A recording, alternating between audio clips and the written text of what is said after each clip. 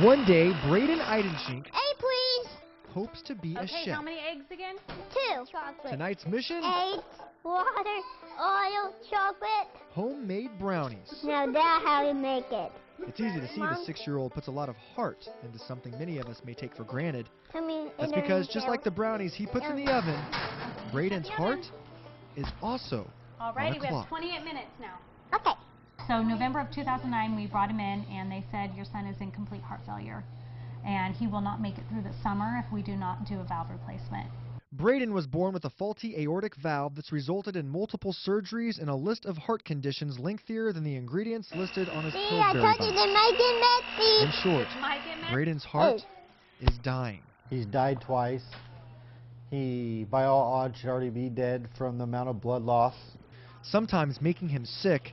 It takes Brayden 20 minutes, 4 times a day, just to take his regimen of pills. Following complications from being on life support, doctors said he may never have the energy to walk again. Good thing for him, brownies aren't the only thing Brayden's heart is passionate about. Going to school is huge. That's something we didn't think would ever happen again.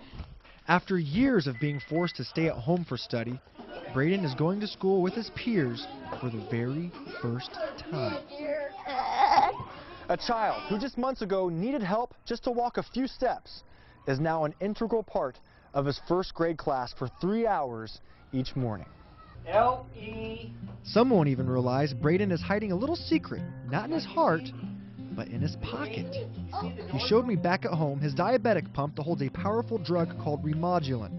The experimental process is being pumped into him at all times, and it's keeping him alive. They're extremely hopeful that this is going to work. They've had great success with it, and they keep our hopes up.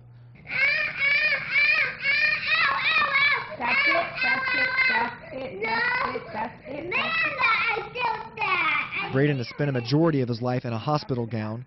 Lately, it's been to Stanford every month to undergo a painful IVIG treatment, Where are you going, Brayden? which is done to maintain his antibodies in case a donor heart does come in.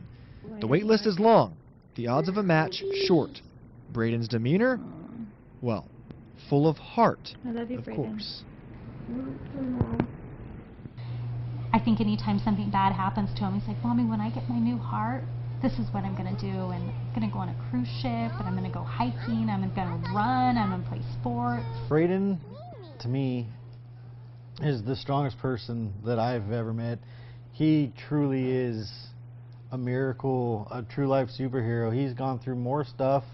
1 year ago, he couldn't cook because of the oxygen attached to him. What is Now, Brayden is a brownie master, It is simply waiting for the one thing he can't pick up at a grocery store. Pretty taste. He loves proving doctors wrong, and I absolutely love it. They say he's not supposed to be here, and he says, heck yeah, I am. I have a story to be told. He's been through so much, it's hard to believe that he's not here for some reason. For Eyewitness News, I'm Josh Hellman. Oh. So Brayden is by far, there's no words. He's the funniest, nicest, courageous 6-year-old I've ever met. Yeah. He needs a heart.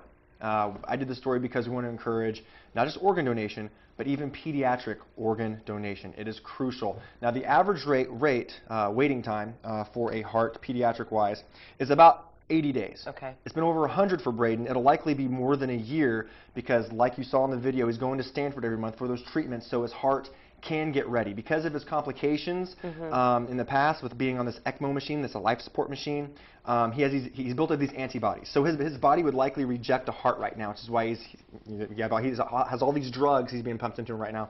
So hopefully within the next year, he'll be ready for a heart. It'll come in. Everyone's optimistic. Stanford, and you heard Brayden's dad say in the video, they're very optimistic. They feel Brayden's doing great. Couldn't even go to school. They weren't sure if he could go to school in March. Now he's going every morning. Oh. Can I ask you, I mean, how is the family, this has got to be hard on them, driving to Stanford I can't imagine. once a week. Yeah. I mean, that's a 4 or 5 hour drive. Brenda says their parents have just been angels. If not for their parents living close by, they're not sure what they do. But yeah, at first it was going to Stanford every 2 weeks. I can't imagine the cost Well, that's what I was going to ask. Is of there everything. anything the community can do to help? The kid's literally been battling for his life since he was 1 year old. Oh, I don't even know He's passed away. He's passed away twice. They had to resuscitate him twice. That's also why he has a little bit of a speech impediment. It was from the brain damage he suffered oxygen while he passed away one time. My goodness. So he does take speech therapy, but right now he's doing great. He's thriving. They're optimistic. If you want to support him, you can check out his Facebook page. It's Brayden's Brave Heart on Facebook.